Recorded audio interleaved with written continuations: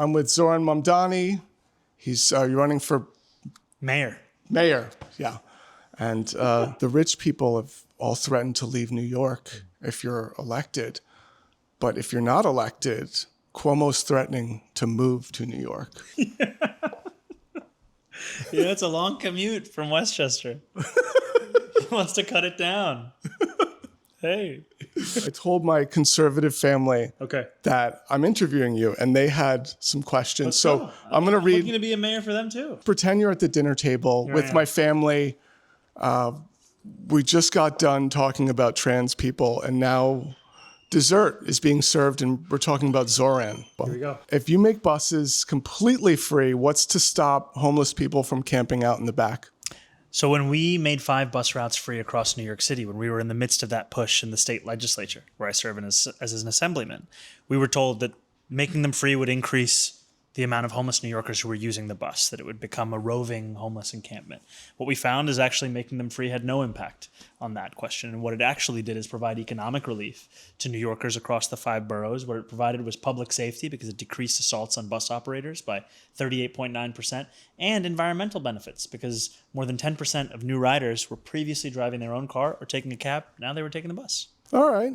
You hear that? You hear that? From my other conservative family member.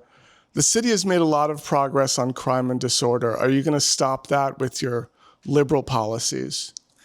It has been a good thing to see the decline in crime across the city, and that's something that we have to continue. And we also have to ensure that we are addressing the many different crises that are making New Yorkers also feel unsafe. Because when I ask New Yorkers, where do you feel most unease? They will often say public transit, and they'll say it's because of the mental health crisis and the homelessness crisis. Yeah. And we've been asking police officers to deal with this when their job should be dealing with serious crimes. That's why we're going to create a Department of Community Safety that will address a number of issues, chief among them homelessness and the mental health crisis, to actually connect those New Yorkers with the services that they deserve to get them out of the subway system and into the very places that will provide them with those services. And that all sounds nice, but who's going to play Candy Crush on their phones while civilians take down an active shooter? I am only answering one question from each conservative family member. Okay. And lastly, here's a doozy. Okay. I have 2 homeless encampments outside my house. It sucks.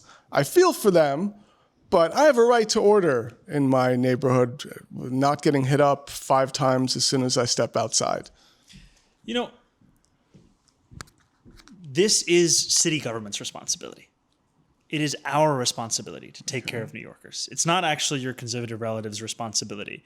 And that's something that my city government is going to live up to. We are going to connect homeless New Yorkers with the very supportive housing units that were built to serve so many of them, but today are sitting vacant. We have about 4,200 New Yorkers who are living on subway platforms across New York City. We have almost the same number of vacant supportive housing units in New York City. Mm-hmm. It's our job to make that connection. It's our job to build enough housing such that everyone can find a place to live, and our job to freeze the rent for more than 2 million rent-stabilized tenants so we're not pushing people into homelessness. And just to be fair, some of my conservative family members are voting for you. They're voting for you like this, like, right? Which, you know what? I'll take it. We'll take it. We'll win them over and earn their trust when I'm in city government. So last time Cuomo was here, he made a right on red. Mm-hmm. It's actually in his own campaign ad. Yes. Well, totally. Cuomo will always take a turn to the right when he's given an opportunity. We're seeing that in the general election. Okay, so it is really nasty outside today. People are still lined up to see Zohran. We're in Washington Heights, and people have come far and wide. So people are saying that Trump's going to do bad things to the city if Zohran's elected, and we should all be really scared. Zohran has said it himself. He's already doing bad things to the city. He already has it out for the city, for the state, for all his enemies like Letitia James. He's on revenge. What Zohran represents is someone who's going to fight that in a way, not make a compromise, not have them, and not have fascists in the middle. Yeah. I mean, he's looking to bring out our better sides, for us to rally us to what's going to help the common good and not help the rich. Why are you here for Zohran? Because I love him and he know what to do. And we're having an African thing on next Saturday. Yeah. And we're trying to get the African community with him. He knows what he is and he's a young guy and we're related to him. Okay. Not because he's Muslim, but he's a person that he got his dignity and he's gonna do what he say. This guy is signing people up to canvass for Zohran. Zohran has like 70,000 people canvassing for him. Cuomo has no one canvassing for him. Cuomo's basically taken Hillary Clinton's losing campaign strategy and said, oh, this is going to be my playbook. Why are you supporting Zohran? He's just kind of standing for the right policies that are focused on the cost of living and just like getting people what they need in the city. And I think that's the most important thing right now. Listen, if you make the city too affordable, the rich people aren't going to be able to afford to live here. Yeah, that's a really big problem, honestly. I haven't considered that up until now. Listen, if the poor people can afford to live here, then the rich people won't.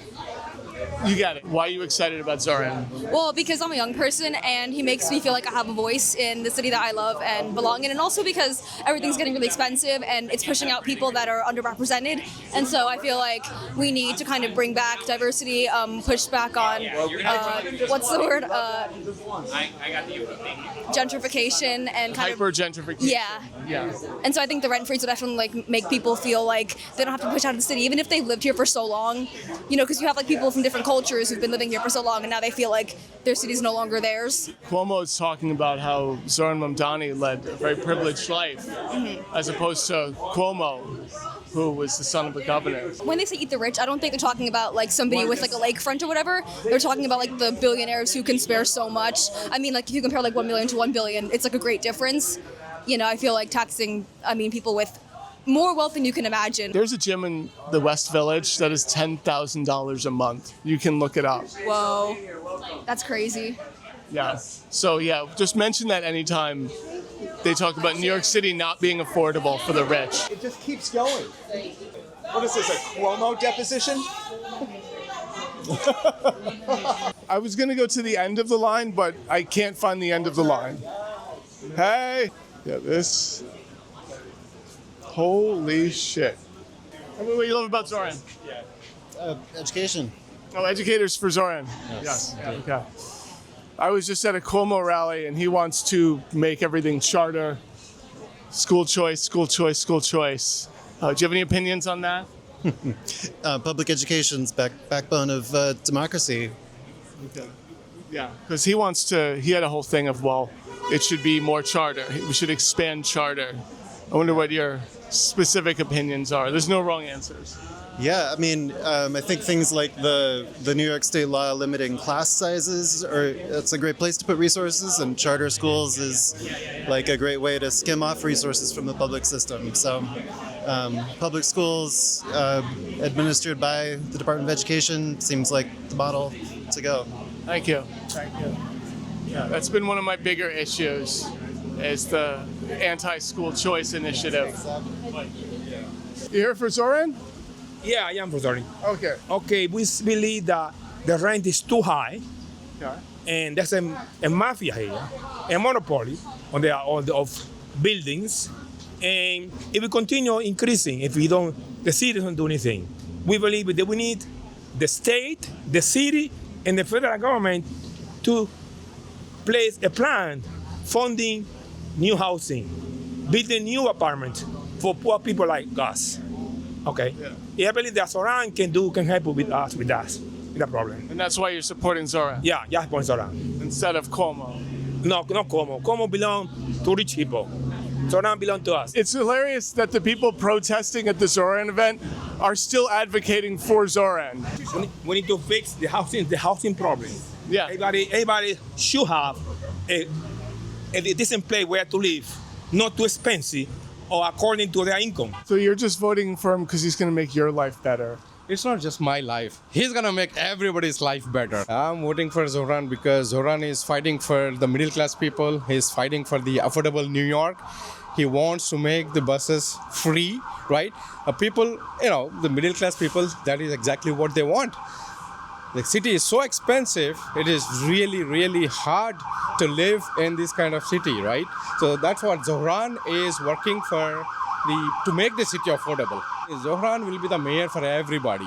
Unlike Cuomo, who's running, Sliwa, they'll be like catering to only their bases, right? Can I ask you why you're volunteering? I volunteer because I believe that New York City deserves to be a place where everybody can afford to live.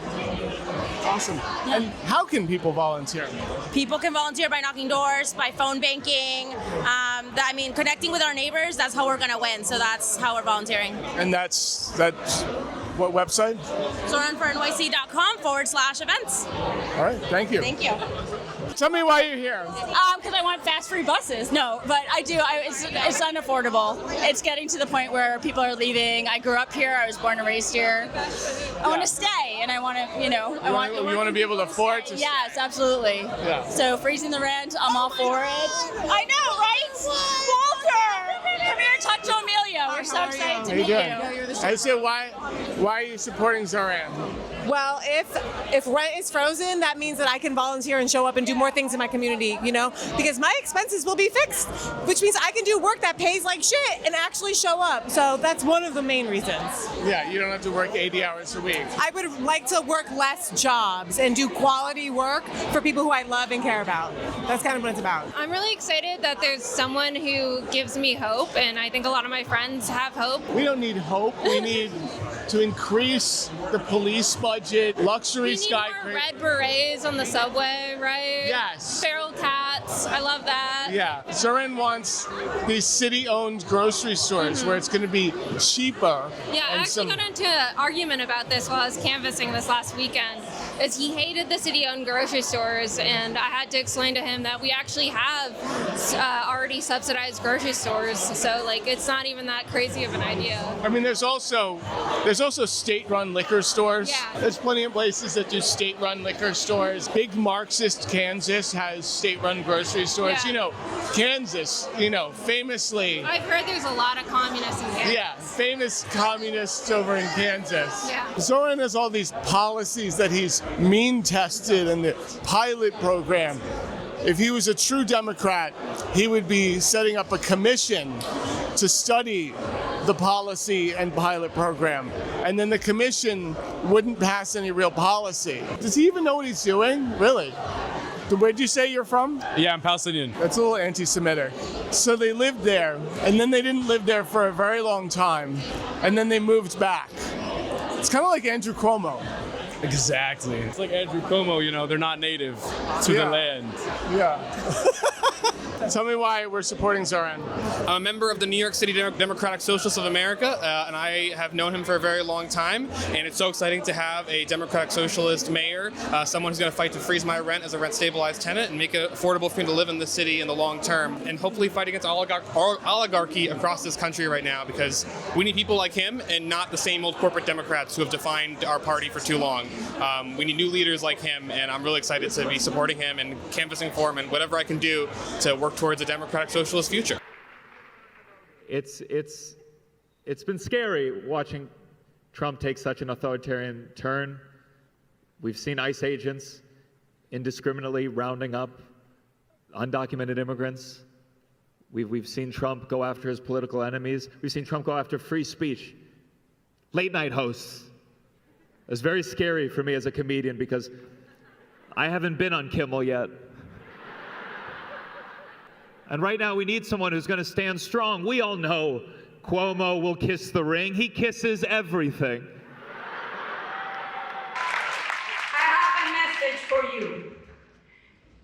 Something is changing in New York. You can feel it in this room. Zohran Mamdani has brought all of us together around a simple, powerful idea that New York City should be a city for everyone. We are here tonight because we are ready to turn the page on the cynical, broken politics of the past. We are ready to build a city that works for the people who actually make it run. Working people, the teachers, the nurses, the drivers, the home health aides, the firefighters, the police, not just for those at the top, but for working people who built this city from the ground up. There is something special in this room tonight. It's power. It's the power of hundreds of thousands of New Yorkers united, ready to usher in a new day. It is the power of a movement that won the battle over the soul of the Democratic Party, that put Andrew Cuomo's vision of austerity and smallness firmly where it belongs on a ballot line no one's ever heard of.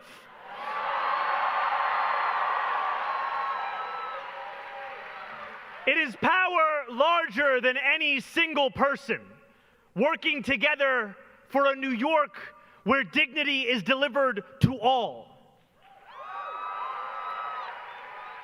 And it is the power of a campaign that for the second time in 5 months stands on the precipice of victory.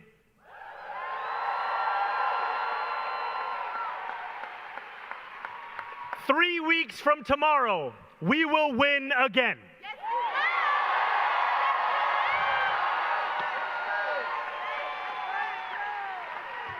That is only possible because of you. This campaign has built the largest volunteer effort of any in New York City history. There are 3,200 people in this theater tonight. And alongside all of you, there are over 80,000 more across our city. In Brownsville, in Parkchester, in Flushing, and right here in Washington Heights.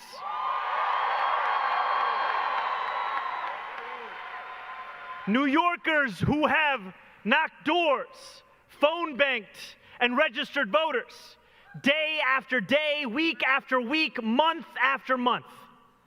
You have worked this hard for one simple reason: to fundamentally reimagine what is possible in New York City.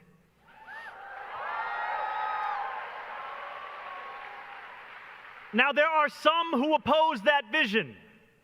Billionaires like Bill Ackman and Ronald Lauder have poured millions of dollars into this race because they say that we pose an existential threat. And I am here to admit something. They are right.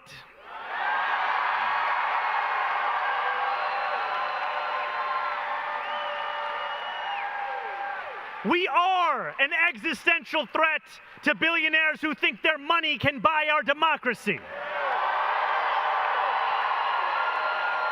We are an existential threat to a broken status quo that buries the voices of working people beneath corporations.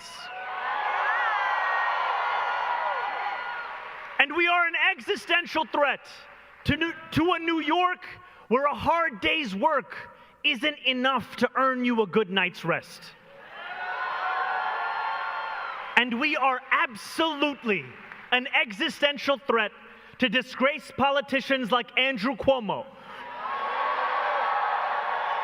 who diminish public trust, harass women, and are unabashed in their desperation to collaborate with Donald Trump and his donors.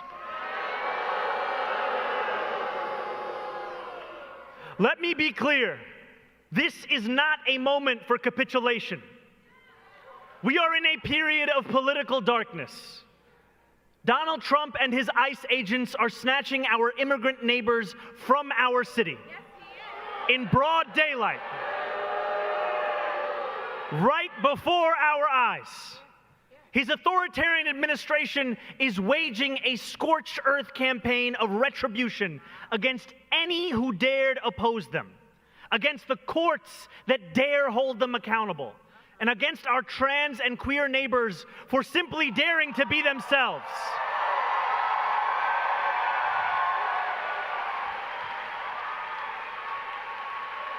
And again, Trump has broken the promise he made to the American people, that he would fight for the working class by taking on the cost of living crisis. Over the last 9 months, we have witnessed the largest wealth transfer from the poor to the rich in history.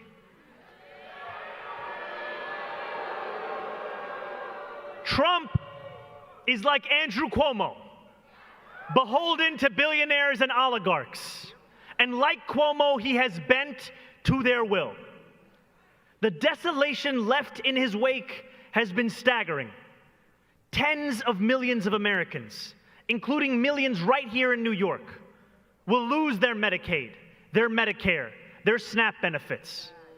Because of Trump's corruption, children will go to sleep hungry. The sick will die. Any way you measure it, our lives have gotten worse. I think of the pastor I sat with just a few weeks ago in East Flatbush. He told me how in September, a young woman from his congregation approached him after church. She told him she was facing a deportation order. He knew her well, and he knew the work she did with young people with disabilities in this city. She told him she couldn't afford an attorney and had no one else.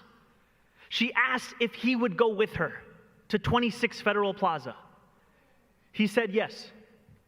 Sitting in the courtroom, the judge told her to be ready to leave in the clothes she was wearing. He asked her if she had said goodbye to her family. She began to cry. And then, in what felt like a miracle, the judge changed his mind. He decided he would put her TPS order before the deportation order. For a minute, it seemed as if the danger had passed. But the pastor knew that ICE stood outside. They did not care about a court order because they do not care about the rule of law. He turned to a few court watchers in the room and asked them to go outside first. He asked another man to hold the elevator. He picked up the young woman under her arms, opened the doors, rushed her past ICE agents, into the elevator and down into a waiting car before speeding off back to Brooklyn.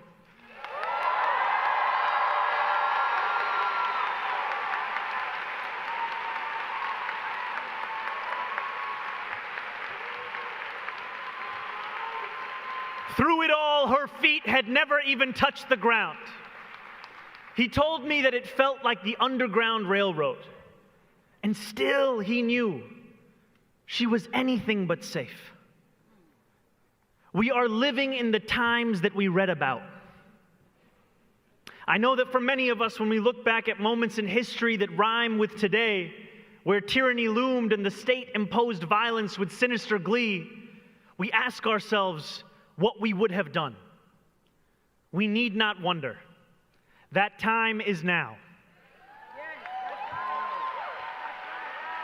And I am proud to look out onto this crowd at New Yorkers who, amidst this despair, have continued to believe in a world better than this. With every block walked, every petition signature earned, you have refused to normalize a politics of cruelty, of greed, of exploitation. You have asserted your power. We see that power when nurses and teachers and bus drivers, the hardworking men and women of organized labor, finish their shifts and go straight to a canvas launch. We see it when the same New Yorkers who walk to work dedicate their weekends to fighting for fast and free buses for strangers they will never meet.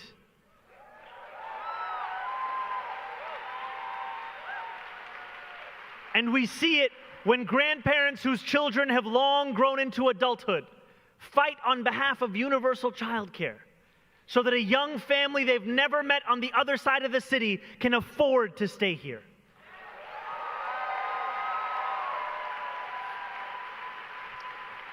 With this much darkness, it takes courage to light a new path. As Thomas Sankara once said, fundamental change only comes from the courage to turn your back on the old formulas, the courage to invent the future. Together, that is exactly what we have done. For too long, we have been told to be satisfied with abstractions and strongly worded letters, to be content with a politics built atop the flimsy foundation of only that which we are against, without ever declaring what we are actually for. To accept leaders who would sell us out to the highest bidder. That is not what this movement is, nor will it ever be. We know what we are for, and we will not cower. A movement by the people and for the people answers only to the people. So, with 22 days until the polls close, let us say what we believe loudly and clearly for the world to know. We believe in the wealthiest city, in the wealthiest nation, in the history of the world, that working people deserve a dignified life.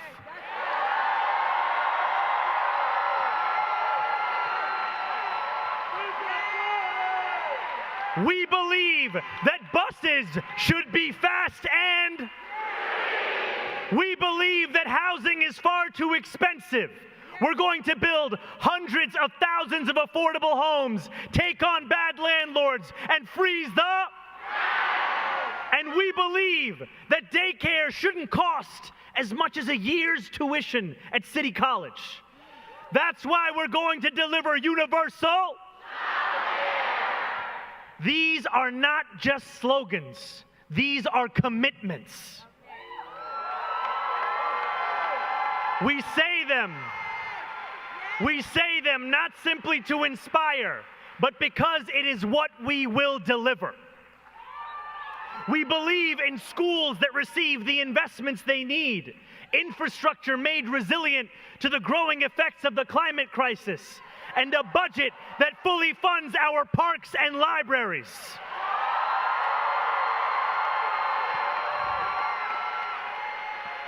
We believe in public safety that actually delivers safety and justice. We can make this a city where no one is afraid to walk the streets or take the subway. A city where our police officers focus on serious crimes, and it is mental health professionals that address the mental health crisis. In New York, we believe in standing up for those that we love.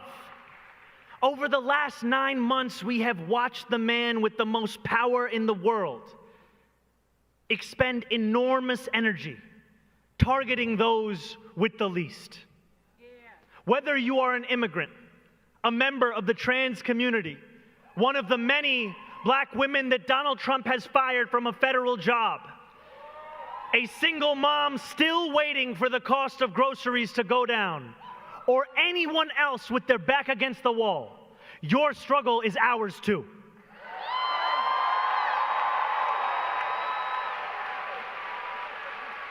Make no mistake, ours is a movement where we know exactly who and what we are fighting for. We are not afraid of our own ideas. For too long, we have tried not to lose. Now it is time that we win.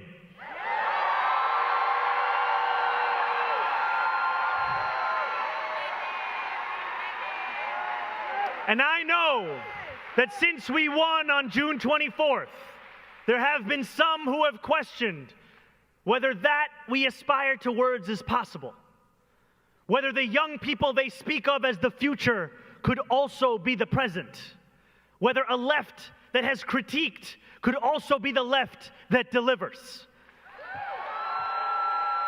To that, my friends, I have a very simple answer. Yes.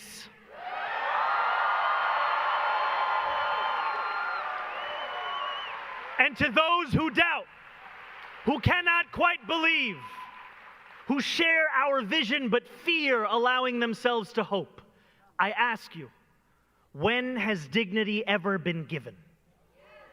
The same questions asked of us were asked of organized labor, were asked of the civil rights movement, were asked of any who had the nerve to demand a future they could not yet see.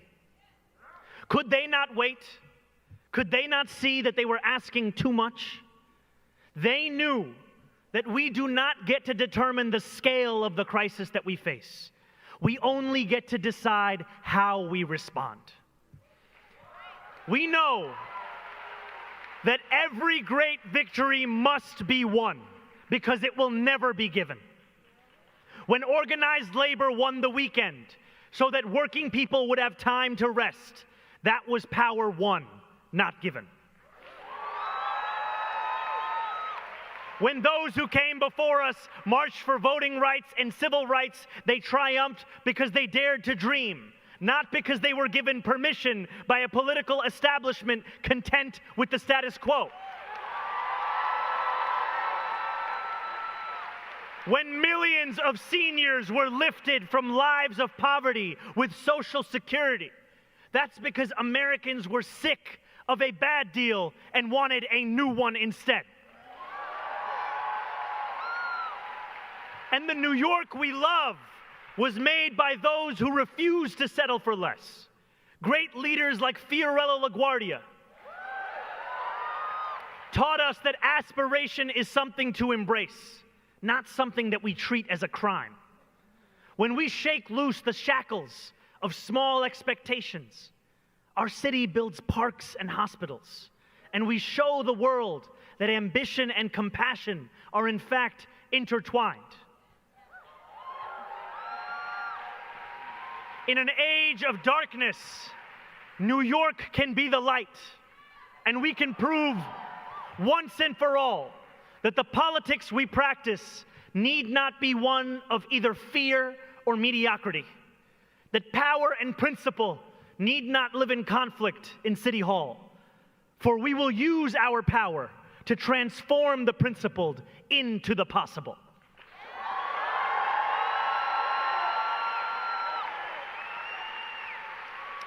In 12 days, New Yorkers will begin to cast their ballots. We will vote for our next mayor, but more than that, we will make a very simple choice. A choice between democracy and oligarchy. A choice between a city you can afford or more of the same.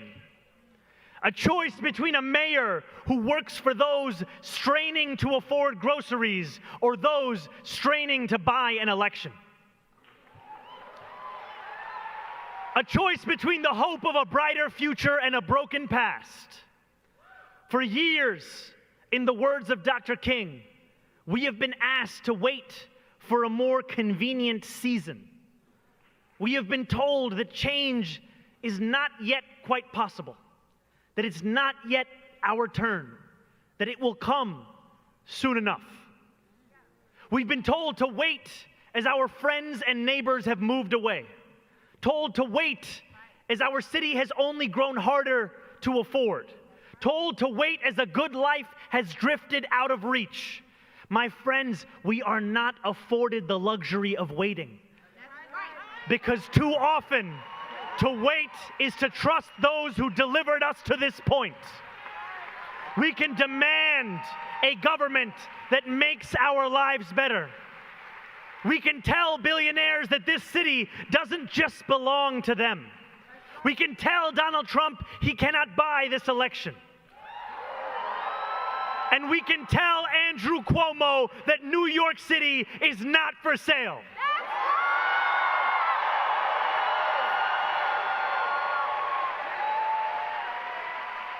So on the evening of November 4th, when the world learns that we have won again, they will know our answer to the question. We choose the future. Because for all those who say, our time is coming, my friends, our time is now.